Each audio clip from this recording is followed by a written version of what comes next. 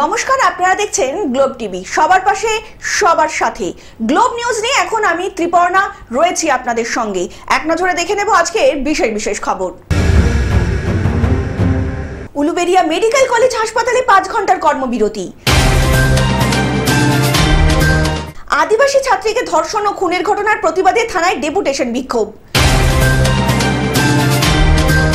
নোয়াপাড়া যুব তৃণমূল কংগ্রেসের পক্ষ থেকে সংবর্ধনা। মালদার কর্মী সম্মেলনের মঞ্চ থেকে এসআইআর এর বিরুদ্ধে বললেন মন্ত্রী চন্দ্রিমা ভট্টাচার্য। কুমারটুলির গল্প তথ্যচিত্রে মৃৎশিল্পীদের জীবনের দুর্দশার ছবি তুলে ধরেছে। হাওড়া সৈনিক পরিষদ অনুষ্ঠানের মধ্যে দিয়ে ছট পুজোর সামগ্রী বিতরণ বিরোধী দলনেতার। 2 দশক পরে রেখা ছবিতে একসঙ্গে ঋতুপর্ণা সেনগুপ্ত, মমতা শঙ্কর। হকি বিশ্বকাপ থেকে সরে দাঁড়ালো পাকিস্তান। বৃষ্টিপাতের পূর্বাভাস।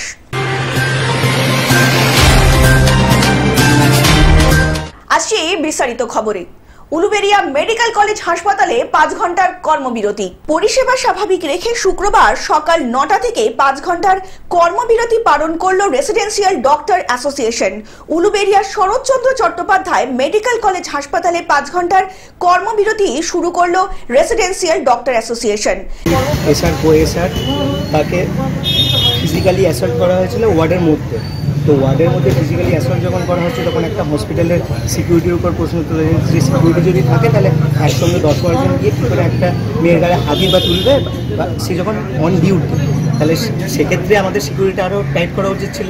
আর হসপিটালের এই অ্যাডমিনিস্ট্রেশন আমাদের যথেষ্ট ভালো করে হেল্প করছে, কিন্তু এই যে সিকিউরিটি যে টোটাল যে ল্যাপস, এটা যে কেন হলো বা ফার্দার যাতে না হয় সেটাই আমাদের ইনশিওর করার জন্য আজকের এই পেন ডাউনটা করা হয়েছে।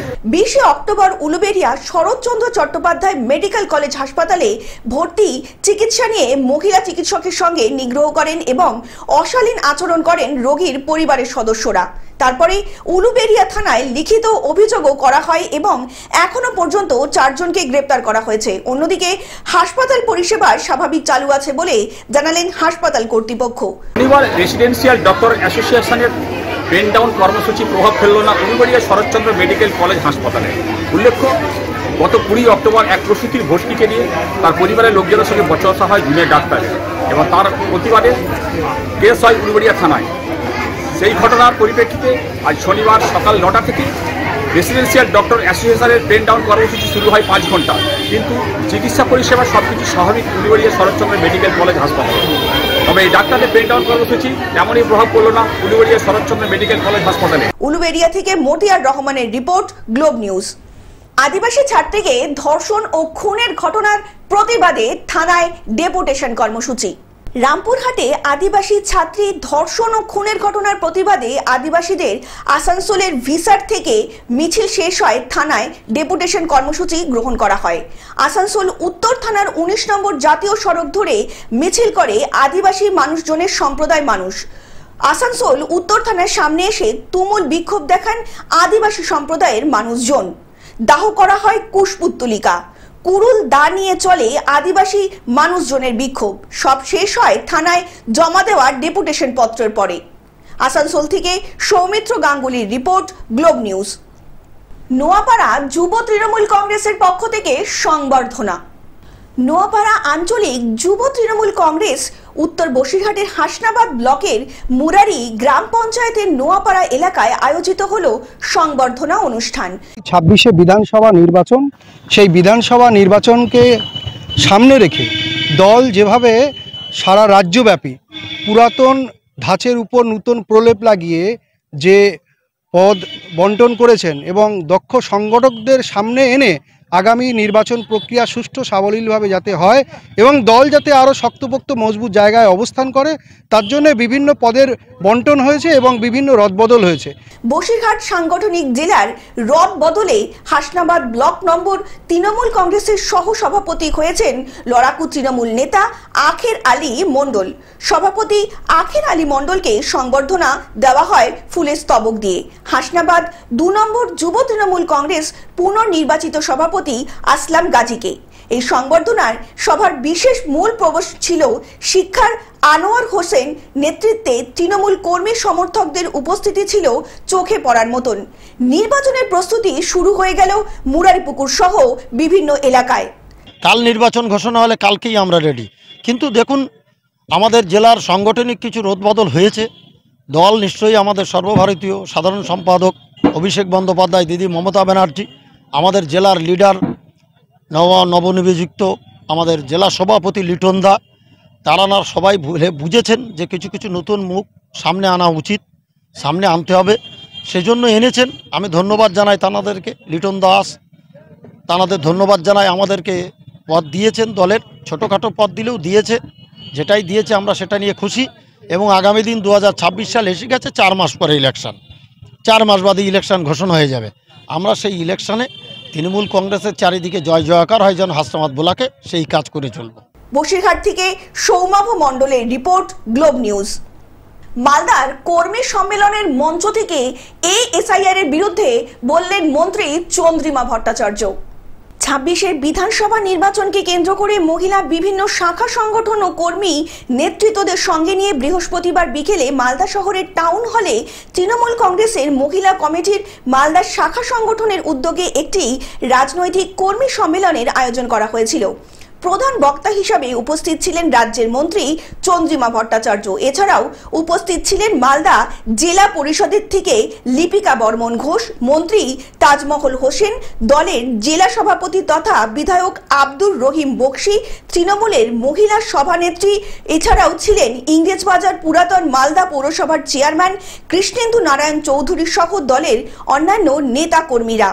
এই দিনের কর্মী সভা সম্মেলনের সভা থেকেই বক্তব্য রাখতে গিয়ে মন্ত্রী চন্দ্রিমা ভট্টাচার্য বলেন, নির্বাচন কমিশন কি করতে চাইছে এবং আমরা কেন প্রতিবাদ করছি সেটা আগে বুঝতে হবে।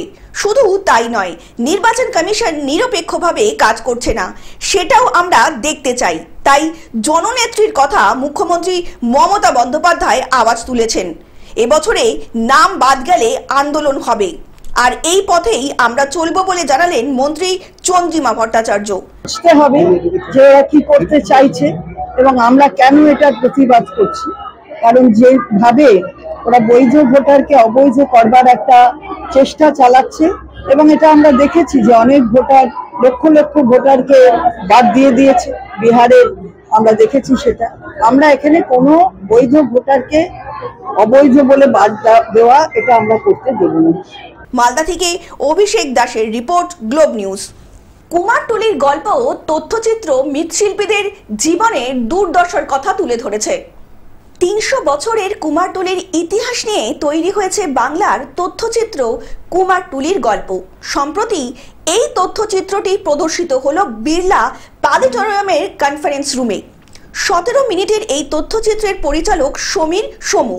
তবে কুমারটুলি গল্পকে প্রাণ দিয়েছেন ডক্টর জয়ন্ত গুপ্ত। তার কণ্ঠস্বরে ভাষ্যপাঠ একটা ইতিহাসকে তুলে ধরেছে। পেশায় চিকিৎসক হলেও জয়ন্ত গুপ্ত অবসর সময়ে সঙ্গীত ও ভাষ্যপাঠ নিয়েই মগ্ন থাকেন। তথ্যচিত্রটি তার কণ্ঠে বিশেষ মাত্রা পেয়েছে। অন্যদিকে পরিচালক সমীর সমুর এটি প্রথম কাজ। তবে সঙ্গীত পরিচালক হিসাবে সমীর সমু কাজ করেছেন বেশ কিছুদিন যাবৎ। এই তথ্যচিত্রটির মধ্যে দিয়ে দেখানো হয়েছে কবে প্রথম দুর্গাপুজো অনুষ্ঠিত হয়েছে। এরপরে 1957 সালের শোভাবাজার রাজবাড়ির প্রতিষ্ঠাতা রাজা নবকৃষ্ণদেব কলকাতায় দুর্গাপুজো শুরু করেন। তখন নবকৃষ্ণদেব প্রথম কৃষ্ণনগরের মৃৎশিল্পীদের কলকাতায় নিয়ে আসেন। পরবর্তীকালে পুজো বেড়ে যাওয়ার সঙ্গে সঙ্গে মৃৎশিল্পীদের আগমনও বাড়তে থাকে। সেই সময় থেকেই মৃৎশিল্পীদের মহল্লা হিসাবে কুমারটুলি পরিচিতি পায়। তবে সবকিছু উন্নত মানের হলেও এই মৃৎশিল্পীদের জীবনে কিন্তু কোনো পরিবর্তন আসে না। এমনকি শিল্পী হিসাবে মর্যাদার লড়াই চলতেই থাকে। সেই দুর্দশার ছবি তুলে ধরা হয়েছে তথ্যচিত্রে। তথ্যচিত্রটি রিসার্চের কাজ করেছেন ডক্টর রত্না গুপ্ত এবং ডক্টর বিপ্লব নন্দী। তথ্যচিত্রটির মধ্যে দিয়ে খুব সুন্দরভাবে বেশ কিছু গ্রাফিক্সের ব্যবহারও করা হয়েছে। এই তথ্যচিত্রে অভিনয় করেছেন তিতলি, বাবান প্রমুখ কলাকুশলীরা। আমি মনে করি ভগবান আমাকে একটা গলা দিয়েছে আর অপারেশনের হাত দিয়েছে, আর কিছু দেয়নি। চেহারাটা একটু ভালো হলে হয়তো উত্তম কুমারের সাথে পাল্লা দিতাম একসময়, কিন্তু সেটা যাই হোক, কিন্তু এটা খুব ভালো কাজ হয়েছে। আমি এটা করে খুবই মানে বলতে পারেন ভেতর থেকে আমার একটা তৃপ্তি এসছে যে আমি একটা কিছু ভালোর সাথে যুক্ত হতে পেরেছি। পারমিতা চৌধুরীর প্রতিবেদন, গ্লোব নিউজ। হাওড়ার সৈনিক পরিষদের অনুষ্ঠানের মধ্যে দিয়ে ছট পুজোর সামগ্রী বিতরণ বিরোধী দলনেতার। হাওড়া শিবপুরের সনাতন সৈনিক পরিষদের পক্ষ থেকে এক অনুষ্ঠানের আয়োজন করা হয়। এই অনুষ্ঠানে উপস্থিত ছিলেন রাজ্যের বিরোধী দলের দলনেতা শুভেন্দু অধিকারী সহ আরো অনেক বিজেপির কর্মকর্তারা। মানুষকে ছট পুজোর সামগ্রী বিতরণ করা হয় এই অনুষ্ঠানের মধ্যে দিয়ে। অনুষ্ঠানের উদ্যোক্তারা জানান, এই ছট পুজো যেন সবার ভালো কাটে, বাঙালির রক্ষা হোক, হিন্দুর রক্ষা হোক, এটাই চাই ভগবানের কাছে। মানুষের কাছে এটাই বার্তা দিতে আমরা চাই, আজকে এই যে পুজো হচ্ছে সবার যেন ভালোভাবে কাটুক, এই সবার যেন মা সবার সুখী মঙ্গল হোক, এটাই আমি কামনা করতেছি। বাংলার রক্ষা হোক, বাঙালির রক্ষা হোক, হিন্দুর রক্ষা হোক, তার জন্য আমরা চাইছি। হাওড়া থেকে অর্পণ সিংহের রিপোর্ট, গ্লোব নিউজ।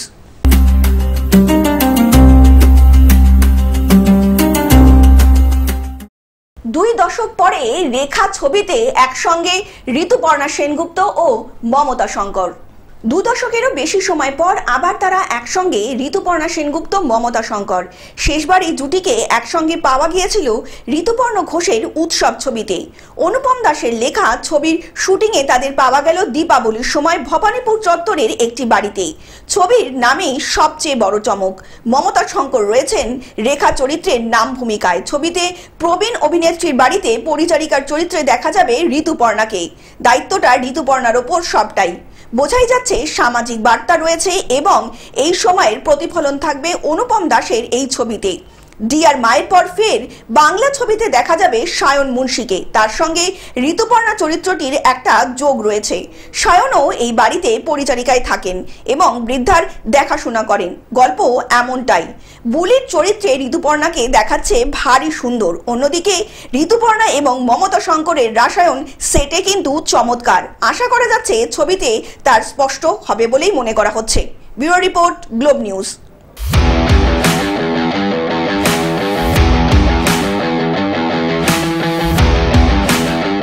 হকি বিশ্বকাপ থেকে সরে দাঁড়ালো পাকিস্তান। এশিয়া কাপের পর এবার হকির যুব বিশ্বকাপে ভারতের দল না পাঠানোর সিদ্ধান্ত নিল পাকিস্তান। প্যাহেলগামে সন্ত্রাসবাদী হামলার জবাবে ভারতের অপারেশন সিঁদুরের পর থেকেই পরিস্থিতি উত্তপ্ত হয়ে উঠেছে। এশিয়া কাপ হকি ভারতের মাটিতে হওয়ায় দল পাঠায়নি পাকিস্তান। যুব বিশ্বকাপ হকি 28 নভেম্বর থেকে চেন্নাই ও মাদুরাইয়ে শুরু হওয়ার কথা। Bureau report, Globe news.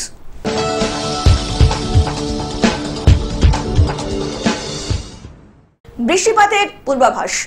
হাওয়া অফিস বলছে তামিলনাড়ু উপকূলের কাছে দক্ষিণ পশ্চিম বঙ্গোপসাগরের উপরে সুস্পষ্ট নিম্নচাপ অঞ্চল রয়েছে, যা সপ্তাহান্তে নিম্নচাপ অঞ্চলে পরিণত হবে। এই নিম্নচাপ অঞ্চল উত্তর এবং উত্তর পশ্চিম দিকে অগ্রসর হবে। আবার দক্ষিণ আন্দামান সাগর সংলগ্ন দক্ষিণ পূর্ব বঙ্গোপসাগরের উপরে নতুন করে নিম্নচাপ অঞ্চল তৈরি হচ্ছে, যা উত্তর এবং উত্তর পশ্চিমের দিকে অগ্রসর হবে। Bureau report, Globe news.